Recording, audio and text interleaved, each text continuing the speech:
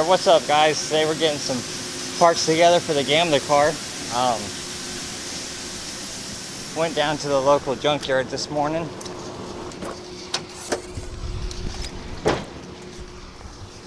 And pulled out a engine harness for the car. So hopefully we can get it running here soon. And then come down here to my buddy's work. And we're going to make a lift kit for the car.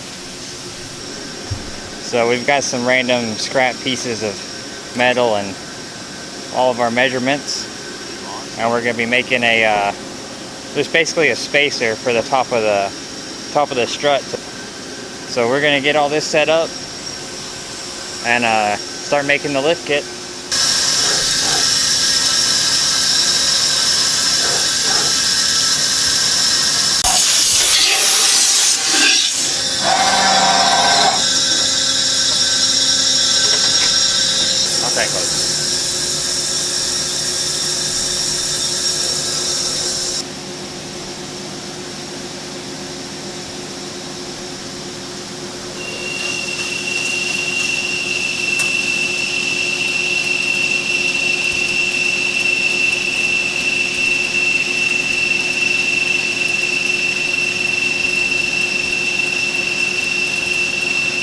So here's our first lift walk. Got it all done. So we'll just do this 3 more times. All right, today's the next day. Got the lift kit made. It came out to 2 1/4 inch lift. We were kind of limited by what we had because we only had access to the scraps. Gonna throw some paint on them real quick, and then while it's drying, try and get the axles in the car.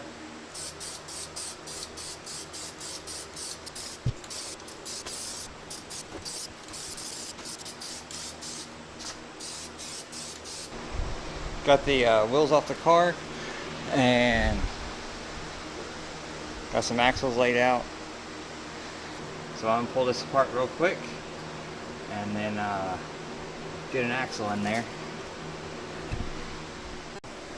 Got this side apart, got that shock assembly taken out, and I've already got this axle put in. And over here is almost taken apart.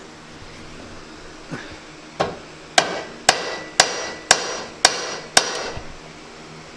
goes that. And then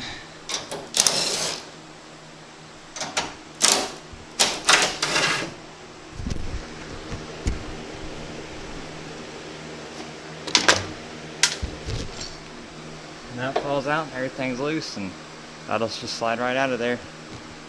Slam the axle in, put an axle nut on, and then I'm gonna have to go to the parts store and get a spring compressor, and then we'll install the front lift kit. Alright, back from the parts store. Got a spring compressor, but I ended up getting the wrong one.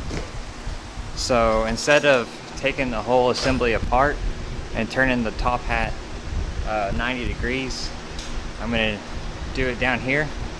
So I just took this bolt out and then turned this fork 90 degrees and then marked it. And you can just take a angle grinder or something and grind out a little path for this bolt to go through. And then how this lift works, so you got your spring like that,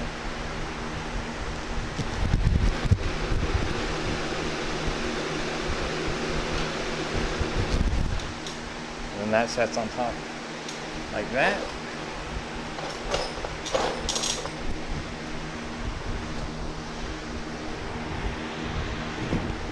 Just drop your nuts down in there.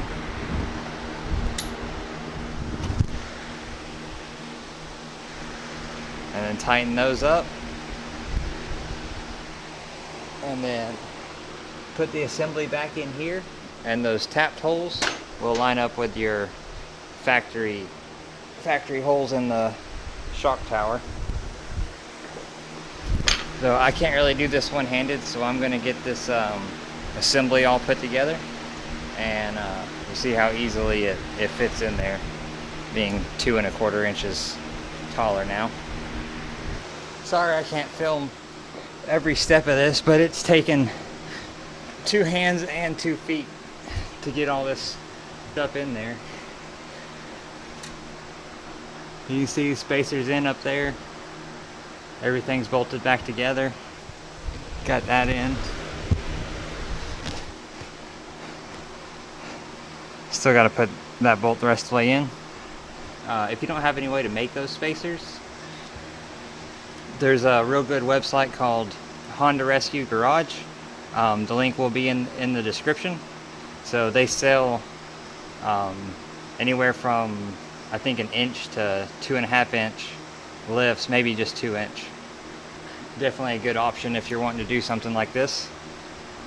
So I'm going to finish bolting all this together, and then we'll do the other side. So you've got all your pieces in there, that's bolted in, and this hop's bolted together. So now what you want to do is you just want to put a lot of pressure on this, and it'll push that down, stand that up, and hopefully that slides in.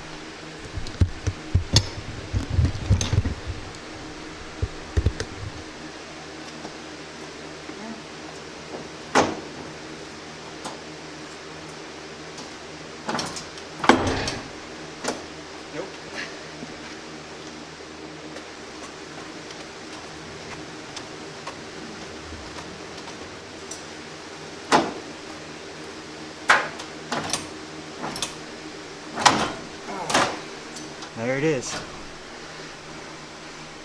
Hyperextended the axle a little bit, but can fix that.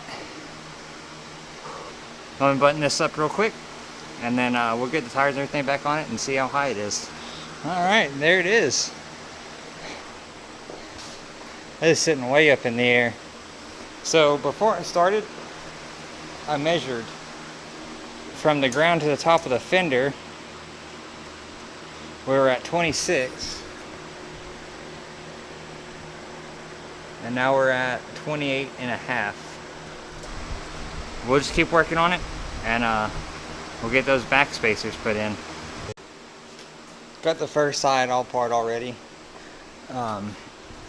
Since it doesn't have that fork down here, there's not an easy way to turn this 90. You probably just take the assembly apart, and you could probably turn the top hat, but I don't have the right spring compressor, so I can't do that right now. So I think what I'm going to do is I'm just going to put it back in how it is and drill new holes.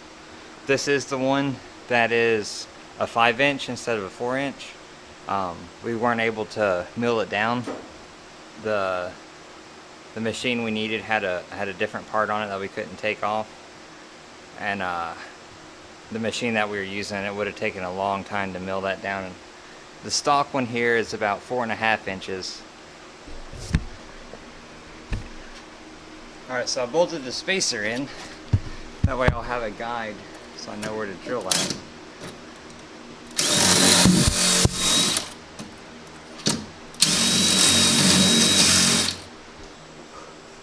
Went and grabbed a real drill and got the new holes made, but I finally got the bottom in there. Like camber arm thing right here, the bolt was seized in the collar, so I ended up cutting it, and I have these new ones to go in its place. So I just got to finish getting the cut bolt out of there, and then we'll put that together, and this corner will be done. Finally got everything back together. Got that aftermarket camber kit in there, lengthened almost all the way it can go. But I'm gonna throw this tire back on there, and we'll set it on the ground and see where we're at.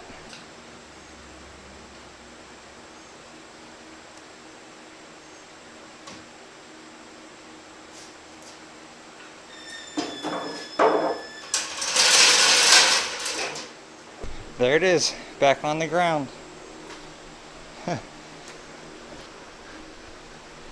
So while I was fighting with that, I was getting frustrated, so I actually came up here and started wiring the engine. Got most of it wired. I've got to modify my fuel injector conversion harnesses because this is an OBD1 D16Z6, and I'm using a OBD2 D16Y8 harness. So there's a few plugs that are different. Fuel injectors, a jumper for the distributor, and ECU right here. I've also got a jumper for that to run a P28 OBD1 ECU. But the main thing in this video was getting the car lifted, and that's done now. You can see this thing sitting up real high, whereas compared to this one is all stock. It just got different wheels on it, sitting real low compared to this. That's going to pretty much wrap up this video. In the next video, I'm going to have the car wired up, and probably going to start clearancing for the 29. It's going to take a Sawzall and cut all this extra metal out. All this stuff in here, just chop it off here, chop all this out here. This whole inner lip in here is probably going to go.